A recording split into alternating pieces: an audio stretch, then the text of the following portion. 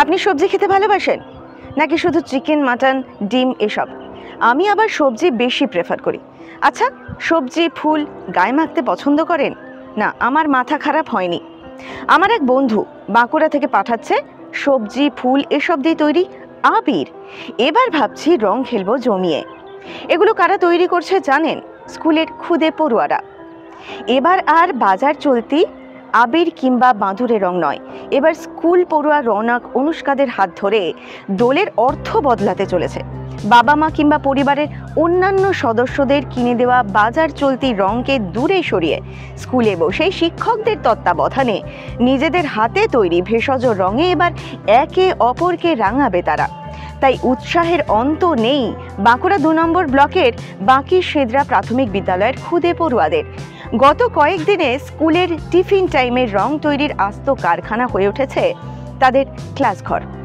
বাঁকুড়ার প্রায় প্রতিটি অঞ্চলেই রাঙা পলাশের ছড়াছড়ি।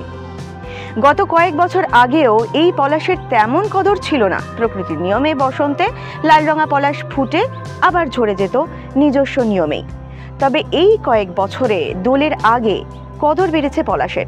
আবার সেই কারণেই ওই পলাশ ফুল দিয়েই আবির তৈরিতে হাত লাগিয়েছে এই স্কুলের পড়ুয়ারা।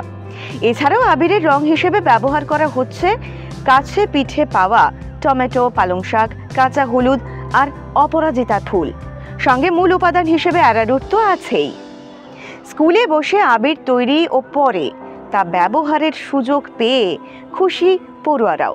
রৌনক পাল, অনুষ্কা দে, অনুষ্কা বারিকদের কথায় বাজারে কিনতে পাওয়া আবিরে চামড়ার সমস্যা হওয়ার প্রবল সম্ভাবনা, কিন্তু নিজেদের হাতে তৈরি ভেষজ আবিরে সেই সম্ভাবনা নেই। শিক্ষকদের তত্ত্বাবধানে এই আবির তৈরির সুযোগ পেয়ে তারা খুশি বলেই জানিয়েছে। মিষ্টি খুদেগুলো কি সুন্দর করে কথা বলে শুনুন।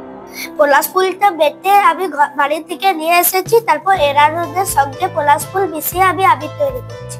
এরারুট দিয়ে, তারপর টমেটো দিয়ে, ধনে পাতা, পালং শাক, পলাশ ফুল, এগুলো আমরা আবির তৈরি করার জন্য দিচ্ছি।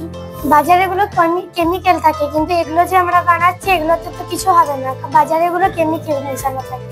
বাঁকি সেদরা প্রাথমিক বিদ্যালয়ের প্রধান শিক্ষক শ্যামল মুখোপাধ্যায় বলেন, দোল উৎসবে ছাত্রছাত্রীরা স্কুলে আসার পর দেখা যায় তাদের অনেকের চামড়ার সমস্যা দেখা দিয়েছে।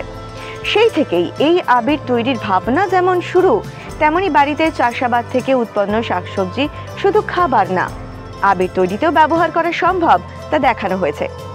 এর ফলে পরিবারের সদস্যদের অর্থনৈতিক সুরাহা হবে বলেও তিনি জানান।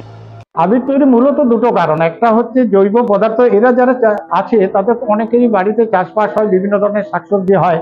তো সেই শাকসবজির একটা ইউটিলিটি, মানে শুধু যে খাওয়ার কাজে তা লাগে তাই নয়, সেগুলো দিয়ে যে এরকম রং প্রস্তুত করা যায় সেটাও তাদের মধ্যে একটা ধারণা এখান থেকে তৈরি হবে।